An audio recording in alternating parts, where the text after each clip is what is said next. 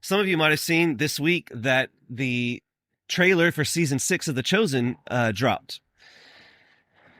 And in the spirit of The Chosen, I figured I'd tell the story that some of you may have heard before of how it all got started.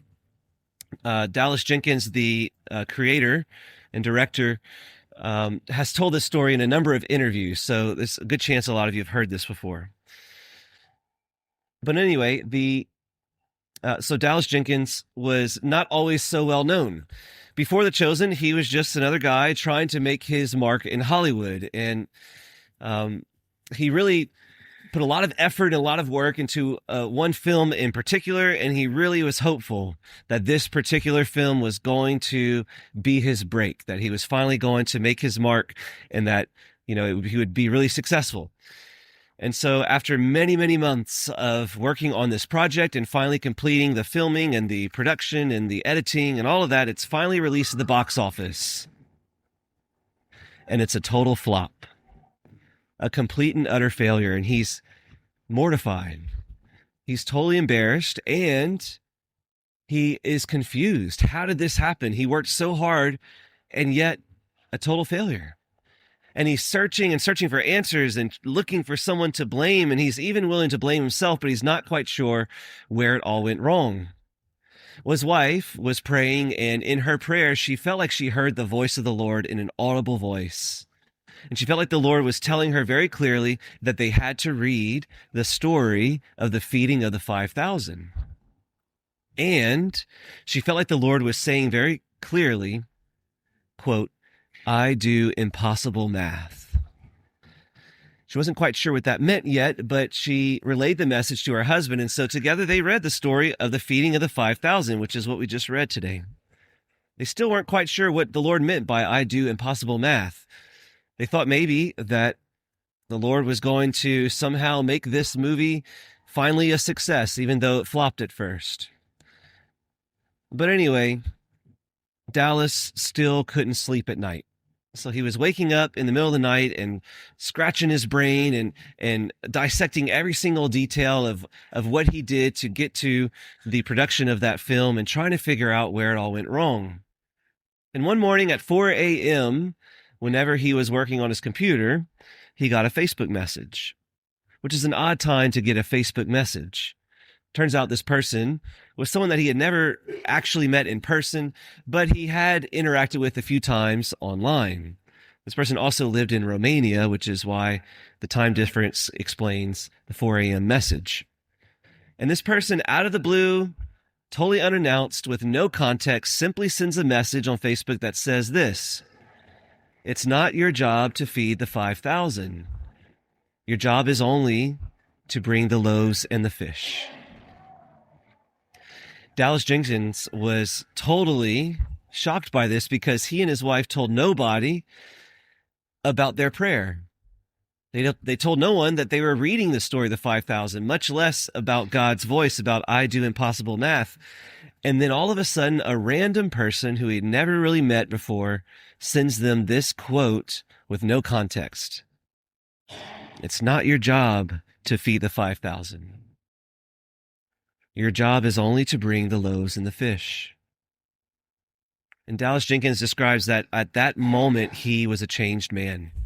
Since then, he's been set free of this rat race and this chase for success and for wealth and for fame.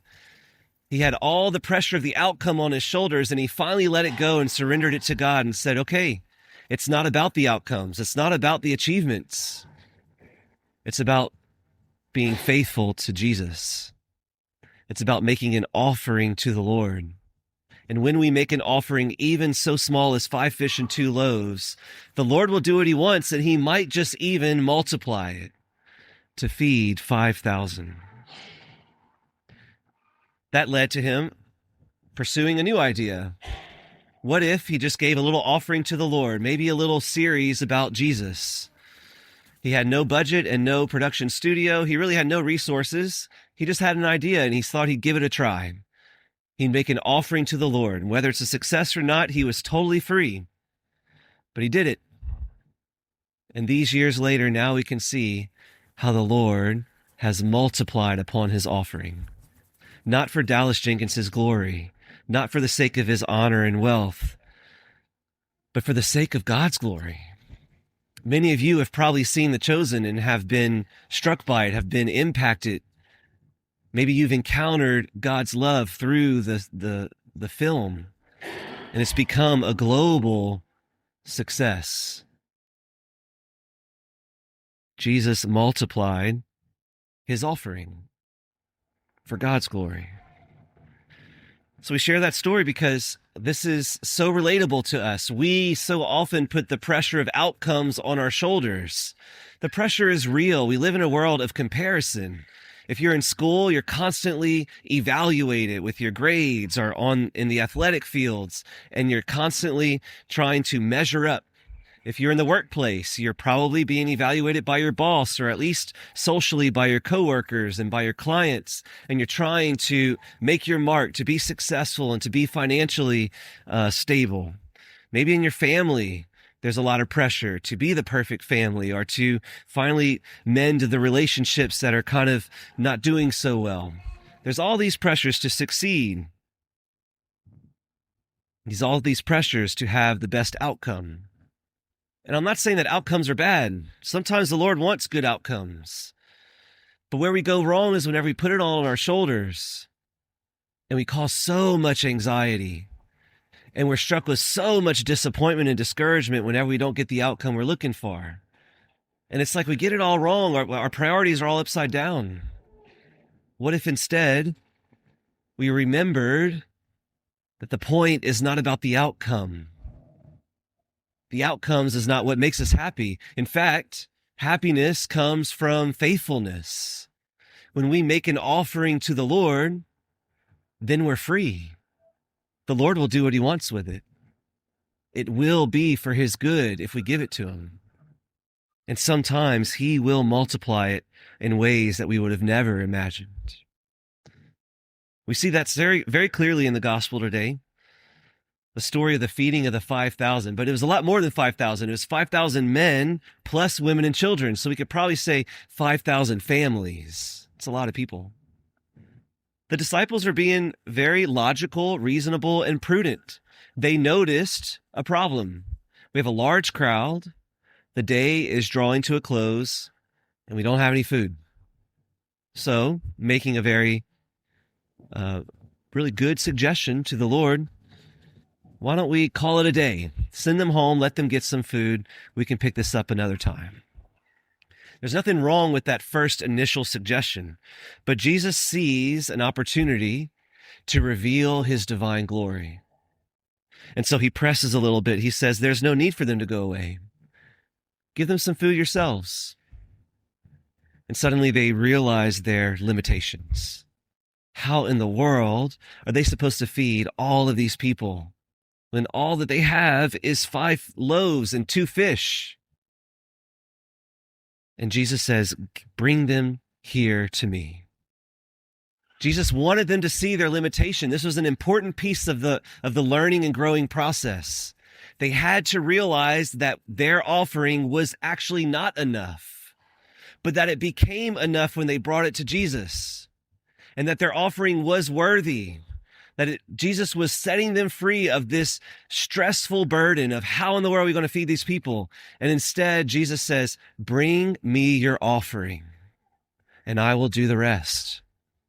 And Jesus takes their offering and he blesses it and he breaks the bread and then he gives it back to the disciples. And the disciples in turn give it to the crowd. And this process miraculously does not end until everyone is fed. Notice here the same 4 verbs that Jesus uses, or that the evangelists use in their gospels.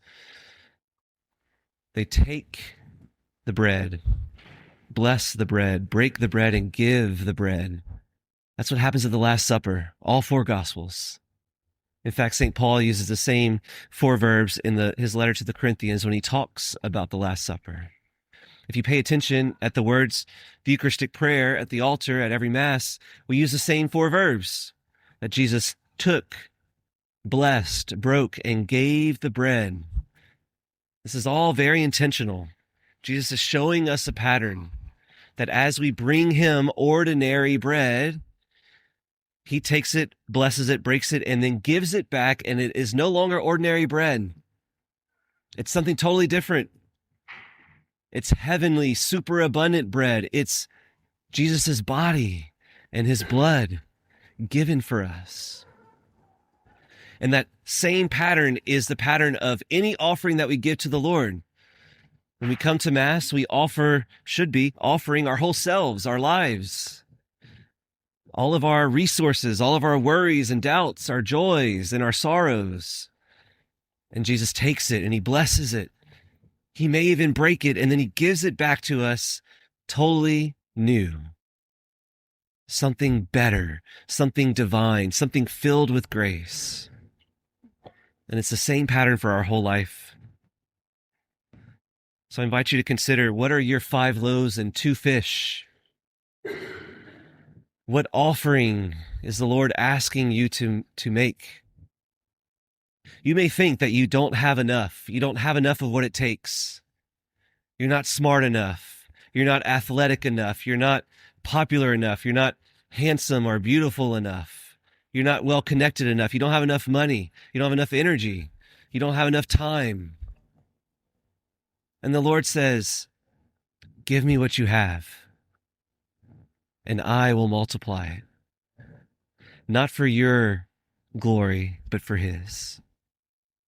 He will multiply it so that the gospel can be preached. He will multiply it so that people may come to know Jesus. He will multiply it so that lives can be changed, so that people can find healing and freedom. He will multiply your little offering and make it abundant, if we have enough faith to surrender. And maybe the Lord's asking you to surrender something else. Maybe you're carrying burdens today.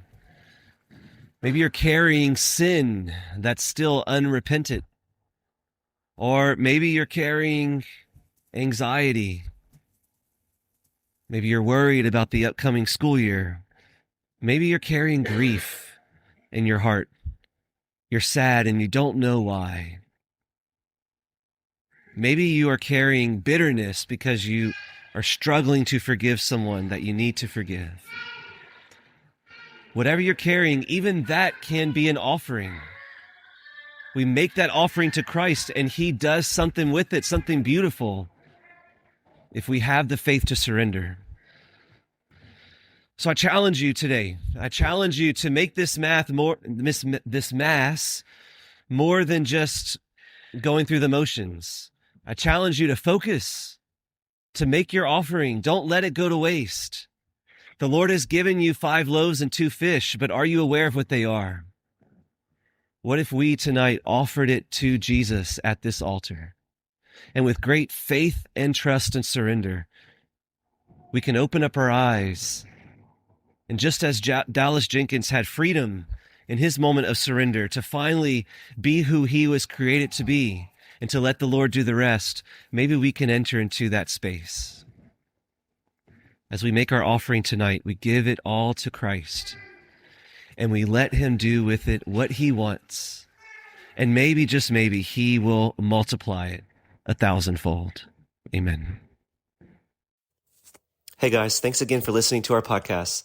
Don't forget to click the links below to learn more about our mission. Thanks.